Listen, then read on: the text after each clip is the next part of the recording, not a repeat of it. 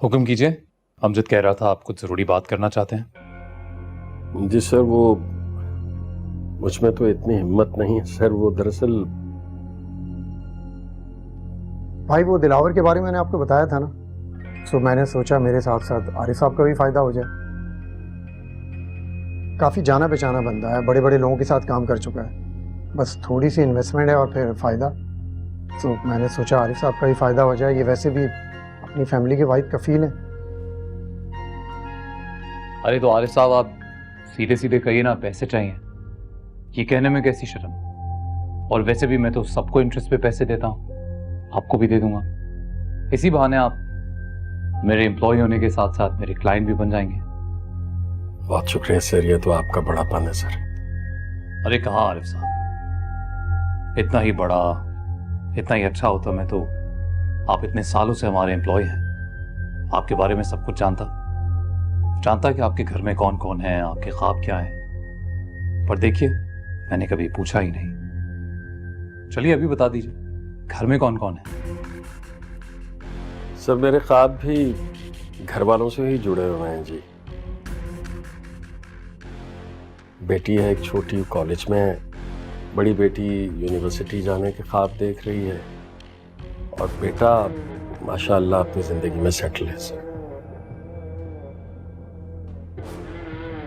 दो बेटियों का बोझ समझ सकता हूं।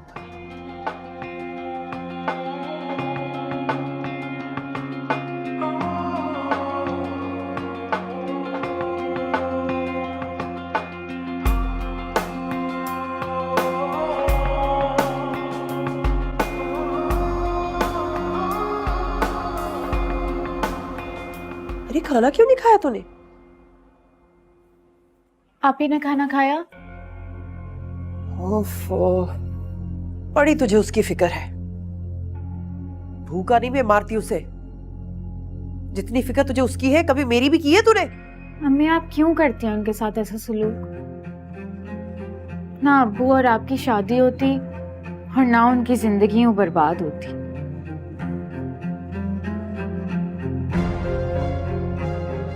क्या कहा तूने?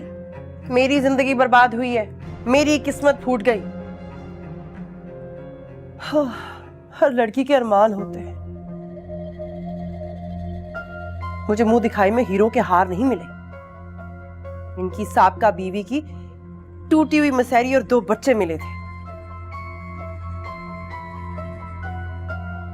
मेरे साथ नाइंसाफी हुई, ये कभी मत भूलना, समझी ना? मेरी तो माँ भी नहीं थी, बाप ने लाके यहाँ पटक दिया मुझे। तो अम्मी बुरा क्या हुआ है? अब्बू आपका इतना ख्याल रखते हैं, हमारे लिए सब कुछ तो करते हैं। अरे कुछ नहीं किया। जो कुछ तेरे और मेरे लिए रखना चाहिए था वो छोड़ दिया उस नाशुक्रे वकार और उसकी बहन के लिए। अरे जिनके लिए कुछ किया जाता है ना, उनके हालात कुछ ऐसे होते हैं क्या? अम्मी घर मोहब्बत और रिश्तों से बनते हैं। अगर आप अपनी सौतेली औलाद को सौतेली औलाद ही समझती रहेंगी तो ये घर आपको हमेशा मकान लगेगा। कभी कभी तो लगता है कि हर गुजरते दिन के साथ आप ही की बर्दाश्त और आपके जुल्म बढ़ते ही जा रहे हैं। या तो तू मेरा कसूर और उसके कसीदे पढ़ ले, या फिर खाना खा ले। अब मैं तेरे नखरे नहीं उठा सकती। और एक बात, मुझे किससे कैसे पेश आना है ये मैं अच्छी तरह जानती हूँ। तू उनकी हिमायत करना बंद कर। ये दोनों हमेशा से मेरी सेज का कांटा थे और कांटा ही रहेंगे।